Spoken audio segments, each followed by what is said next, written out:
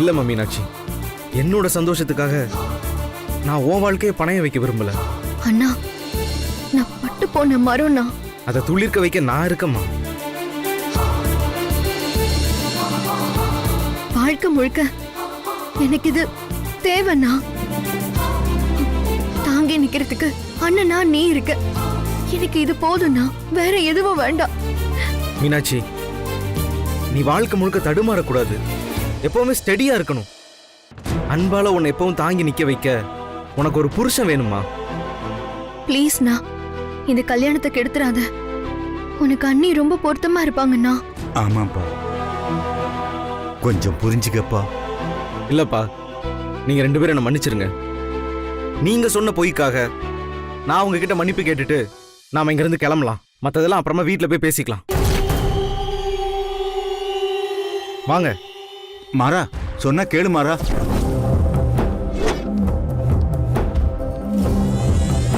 என்ன மாறன், பேசிட்டீங்களா? முடிவெடுத்துட்டீங்களா?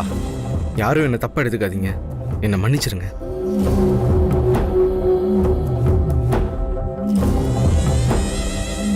இளமாறன் சார், என் தங்கச்சியை கல்யாணம் பண்ணிக்கிற மாப்பிள்ளை வீட்டுல இருந்து தான் பொண்ணு எடுக்கணும். அவரோட தங்கச்சி தான் நான் கல்யாணம் பண்ணிக்கணுங்கிறது என்னோட எதிர்பார்ப்பு.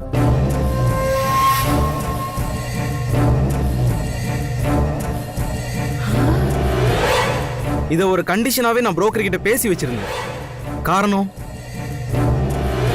என் தங்கச்சிக்கு வாழ்நாள் முழுக்க ஒரு பாதுகாப்பு வேணும். அவளை கட்டிக்க போற புருஷனுக்கு தன்னோட தங்கச்சி வாழ்ற வீடும் இதுதான்ங்கிற நினைப்பு இருக்கணுங்கிறதுக்காக தான். அப்பாவும் இதுக்கெல்லாம் சம்மதிச்சாங்க. ஆனா எனக்கு தெரியாமலே இப்படி ஒரு தப்பு நடந்து போச்சு. பொண்ணு போட்டோவை மட்டும் என்கிட்ட காமிச்சு என் அப்பாவும் தங்கச்சியும் சென்டிமெண்டா ஏதேதோ பேசி இங்க பொண்ணு பார்க்க வர சொன்னாங்க.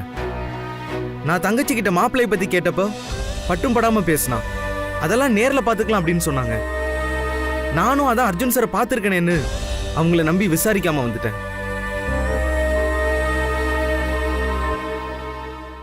இங்க வந்தாதான் நடந்த தப்பு என்னன்னே புரியுது. அவங்க என்னோட கண்டிஷன் உங்ககிட்ட சொல்லாம மறைச்சிட்டாங்க. எல்லாரும் என்ன மன்னிச்சிருங்க. நான் இப்ப வசுந்தராவை கல்யாணம் பண்ணிக்க முடியாத சிச்சுவேஷன்ல இருக்கேன்.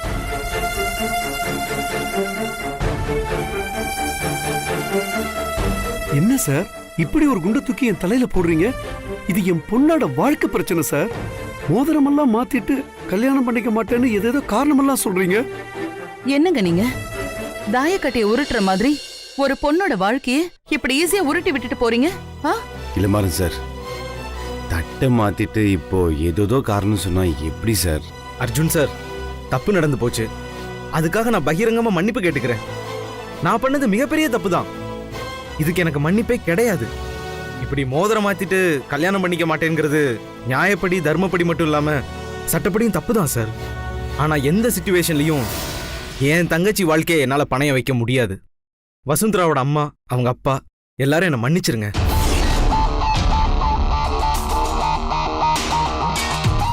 நான் செஞ்ச தப்புக்கு எனக்கு என்ன தண்டனை வேணாலும் கொடுங்க, அதை நான் ஏத்துக்கிறேன். ஆனா என் தங்கச்சி மீனாட்சியை விட்டுட்டு நான் மட்டும் தனியா கல்யாணம் பண்ணிக்க முடியாது.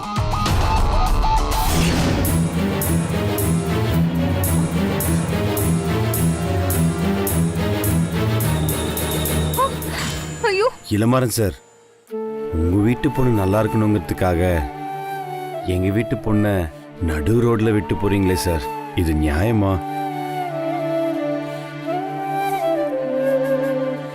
தப்பு நடந்துருச்சு, மன்னிச்சிருங்கன்னு போறதுக்கு இது சாதாரண விஷயம் இல்ல சார். சார், இது ஒரு பொண்ணோட எதிர்காலம் சார். அவ எதிர்காலமே சீரழிஞ்சிடும் சார். அவளுடைய கனவை காலில் போட்டு மிதிச்சிட்டு போறீங்களே சார்.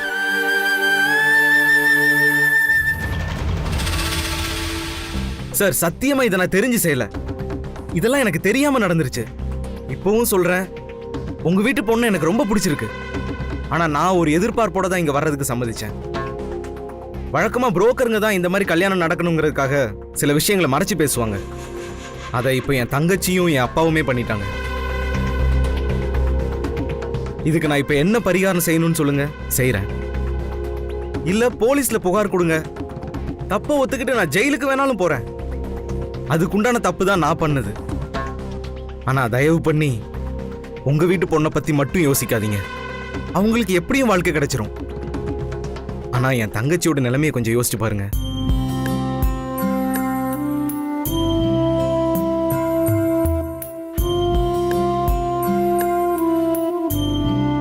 கடவுள் இவளை எவ்வளவு அழகா செதுக்கினாலும் இவளுக்கு உடம்புல குறை வச்சுட்டாரு சார். சார், குறையுள்ள ஒரு பொண்ணோட மனசு எப்படி இருக்குன்னு நான் உங்களுக்கு சொல்ல தேவையில்ல சார். மீனாட்சி அம்மா இல்லாம வளர்ந்தவன் இன்னும் குழந்தையாவே இருக்கா சார். அவ வாழ்க்கையில அவளுக்கு எல்லாமே நான் தான் சார். எனக்காக அவ வாழ்க்கையை தியாகம் பண்ண துணிஞ்ச அவளை எந்த சிச்சுவேஷன்லயும் நிராதரவா விட்டுட்டு என்னால சுயநலமா இருக்க முடியாது சார். சார் சார் ஒரு நிமிஷம். எங்க வீட்டு பொண்ணோட நிலைமை சார்.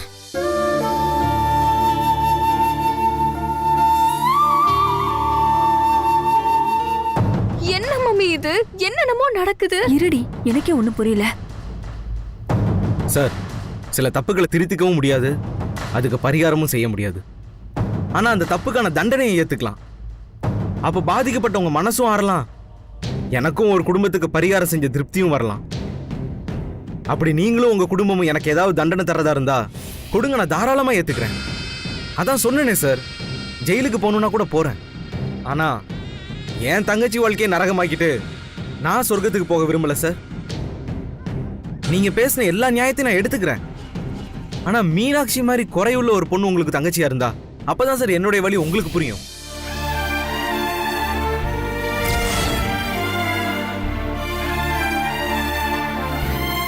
அப்பா, மீனாட்சி. சார் ஒரு நிமிஷம்.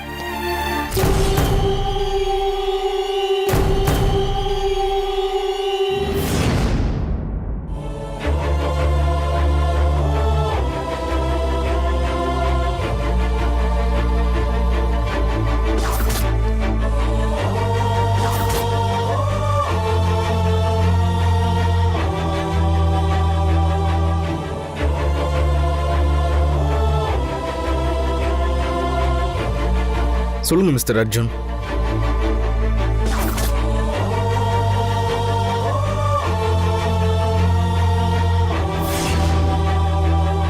தட்டை மாத்தினதுக்கு அப்புறம் ஒரு பொண்ணோட கல்யாணம் நிக்க கூடாது சார். அது அந்த பொண்ணோட வாழ்க்கையை பாதிச்சிடும் சார். இந்த கல்யாணம் நடக்கணும்.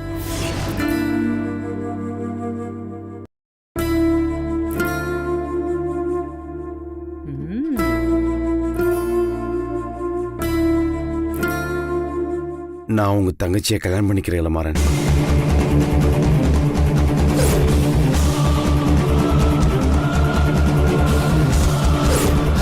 அர்ஜுன், அடப்பாவி.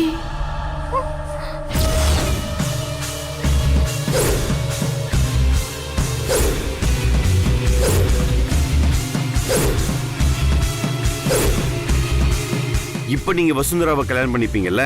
சார், உண்மையாதான் சொல்றீங்களா? உண்மையதாங்க சொல்றேன். நான் உங்க தங்கச்சியை கல்யாணம் பண்ணிக்கிறேன். நீங்க வசுந்தராவை கல்யாணம் பண்ணிப்பீங்களா?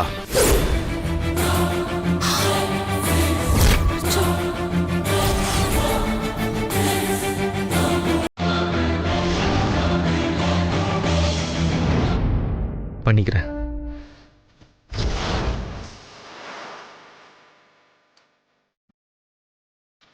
அர்ஜுன், என்னப்பா இது? ப்ளீஸ் அத்தை, இந்த விஷயம் உங்களுக்கு புரியாது. நீங்க கொஞ்சம் அமைதியா இருங்க. அம்மா அம்மா, உனக்கு விளக்கம் கொடுக்கறது என்னுடைய கடமைமா. இப்போ வசுந்தராக்காக பாவப்பட்டு இந்த முடிவை நான் எடுக்கலம்மா. அவளுக்கு ஒரு நல்ல வாழ்க்கை அமைச்சு கொடுக்கணுமா. நம்ம குடும்பத்துக்காக, எனக்காக அவ செஞ்ச உதவிக்கு இதை விட்டா எனக்கு வேற வழி தெரியலம்மா. அர்ஜுன், மா ப்ளீஸ்மா, ப்ளீஸ் மா. இன்னைக்கு நான் உங்க மகனா உங்க முன்னாடி நிக்கிறதுக்கு காரணமே வசுந்தரா தானம்மா. இன்னைக்கு பிசினஸ்ல இவ்வளவு சக்சஸ்ஃபுல்லா இருக்கேன்னா அதுக்கும் வசுந்தரா தானம்மா காரணம். அம்மா, இவ்வளவு நாளா ஏற்பட்ட எல்லா மாற்றத்துக்கும் காரணம் வசுந்தரா தானம்மா.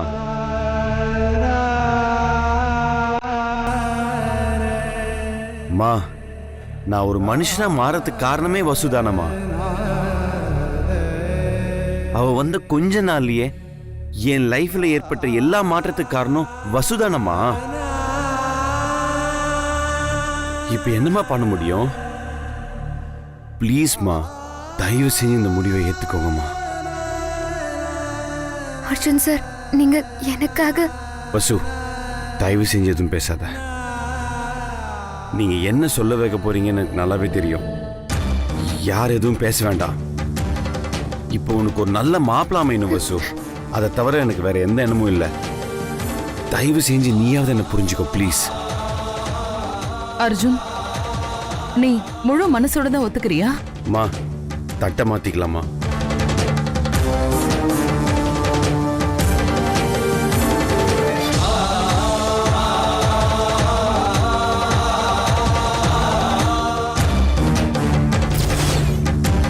மா, தட்டை வாங்கிக்கோங்க.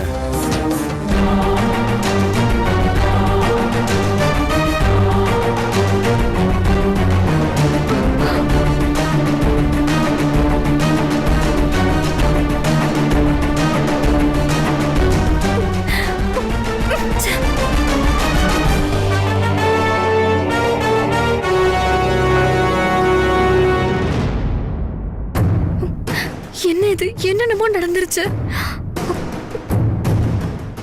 இத பாருடி, அந்த வசுந்தரா இப்ப அழுது ஆர்ப்பாட்டம் பண்ணால, அவ எதுக்கு அழுகுறான்னு நமக்கு மட்டும்தான் தெரியும். எவ்வளவு ஒருத்தி என் அண்ணன் சொத்தை அனுபவிக்க விட நான் என்ன முட்டாளா? ஆமா, நீ ஒண்ணு கவனிச்சியா? அந்த மீனா பொண்ணும் அவ அப்பாவும் எதுக்கு அர்ஜுன் கிட்ட இந்த குடுக்கல் வாங்கல் கண்டிஷன்லாம் மறைக்கணும்? அந்த பொண்ணுக்கு இங்க வரதுக்கு விருப்பம் இல்லையோ என்னமோ. அப்படிங்கிற? ஆமா மம்மி.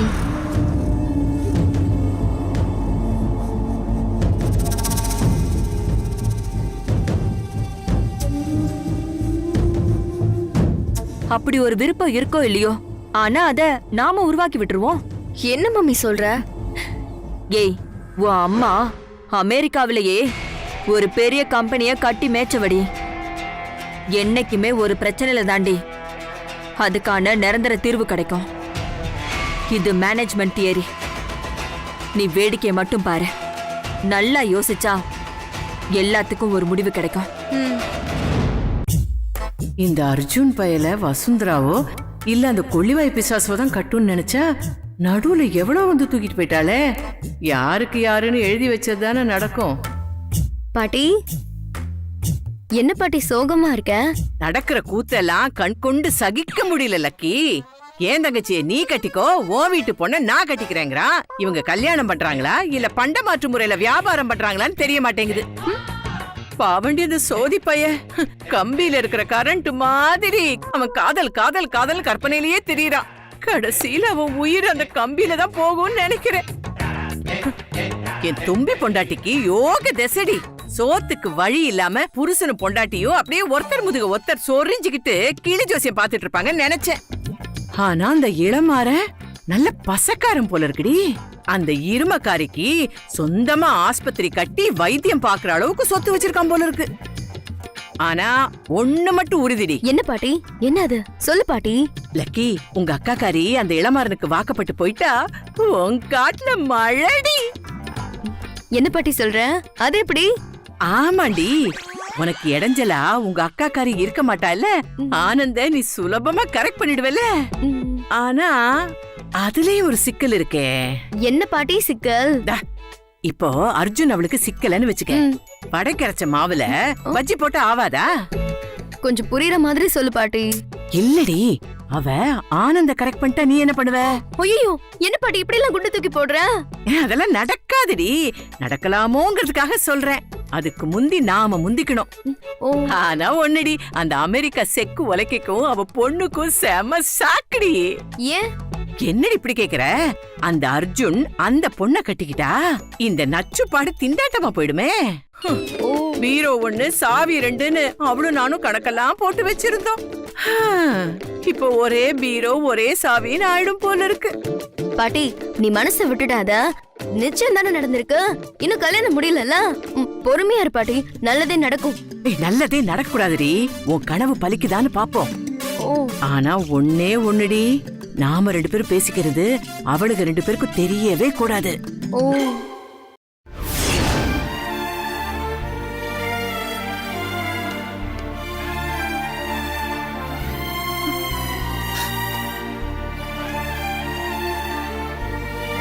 மா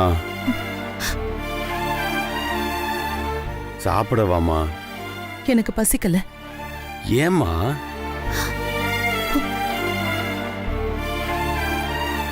உனக்கு நீயே துரோகம் பண்ணிக்கிட்டியோன்னு தோணுதுப்பா. அந்த கவலை உனக்கு இல்லையா அர்ஜுன்? இல்லம்மா, எதை செஞ்சாலும் யோசிச்சுதாம்மா செய்வேன். சந்தர்ப்பவசமா ஒரு தப்பு நடந்து போச்சு. அது அது எப்பவும் நமக்கு சாதகமா மாத்திக்க கூடாதுமா. அது ரொம்ப பாவம். அந்த தப்பை சரி செய்யறதுக்கு நான் பண்ணதுதாம்மா கரெக்ட். மனசுக்குள்ள நீ ஒருத்தைய நினைச்சிட்டு இருக்கியப்பா. அவ மேல நீ எவ்வளவு அன்பு வச்சிருக்கன்னு எனக்கு தெரியும். அவளை கண்டுபிடிக்க அதுக்கு நீ என்னெல்லாம் பண்ணிருக்கன்னு எனக்கு தெரியும். கால நேரம் கை கூடி வரும்போது எப்படி பண்ணிட்டியப்பா? நான் இந்த தப்பும் பண்ணலையேம்மா. அம்மா, அந்த மாதிரி ஒரு முடிவு எடுக்காட்டி என்னமா நடந்திருக்கும்? எல்லாமே ஸ்டாப் ஆயிருக்கும்லம்மா. இது நம்ம வீட்டில் வச்சே ஏற்கனவே ஒரு தடவை இந்த மாதிரி ஆயிருக்கு. திருப்பியும் இதே மாதிரி நடந்தா வசுவோட அம்மா அப்பா என்னமா நினைப்பாங்க? வீட்டுக்கு வந்து பொண்ணை பார்த்துட்டு ஏதோ சந்தர்ப்ப வசத்துல 2 தடவை தட்டி போய் 3ஆவது தடவை அதுவும் மோதிரம் போட்டு தட்டு மாத்தின பிறகு அந்த கல்யாணம் நின்று போச்சுன்னா ரொம்ப தப்பா போயிடுமா? நம்ம வீட்லயும் ஒரு பொண்ணு இருந்து அவளுக்கும் இந்த மாதிரி ஒரு சூழ்நிலை வந்தா நம்ம என்னமா செய்வோம்? நீ சொல்றது ஒரு வாதம்பா. ஆனா மனசுன்னு ஒண்ணு இருக்கே.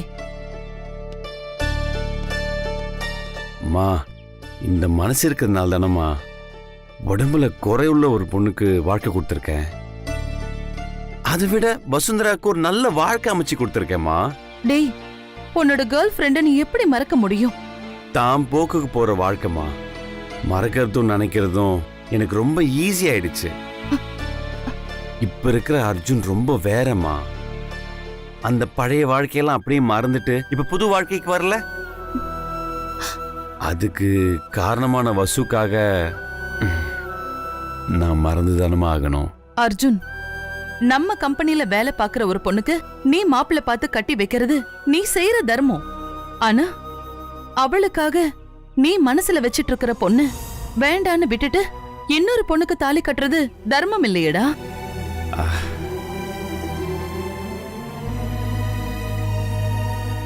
தர்மம் இல்லம்மா, தியாகம். தர்மங்கிறது நம்ம கிட்ட இருக்கிறது கொடுக்கறது, தியாகங்கிறது நமக்குன்னு இருக்கிறதே கொடுக்கறது. நான் வசுக்காக பண்ணிருக்கிறது தியாகமா. தியாகம் பண்ணணும்னு முடிவு பண்ணிட்டா யோசிக்க கூடாது. அந்த தியாகம் எது கேக்குதோ அதை கொடுத்துடணும். அது என்ன கேட்டுச்சு, நான் கொடுத்துட்டேன். அம்மா, என்னுடைய சைல்ட்ஹுட் ஃப்ரெண்டை நான் தானம்மா லவ் பண்ணேன். இது வரைக்கும் அவளுக்கு நான் யாருன்னே தெரியாதேம்மா. ஆனா வசு ஒரு பியூட்டிஃபுல்லான லைஃப் எதிர்பார்த்து அந்த ஒரு மாப்பிளைக்காக ஏங்கிட்டு இருக்காமா. அதை நம்ம அமைச்சு கொடுக்கறது தானம்மா முறை. எப்படி உன்னால இதை சுலபமா ஏத்துக்க முடியுது? இல்லம்மா, ஏத்துக்கிட்டு தான் ஆகணும். ஏன்னா எனக்கு வசு அவ்வளோ முக்கியமா.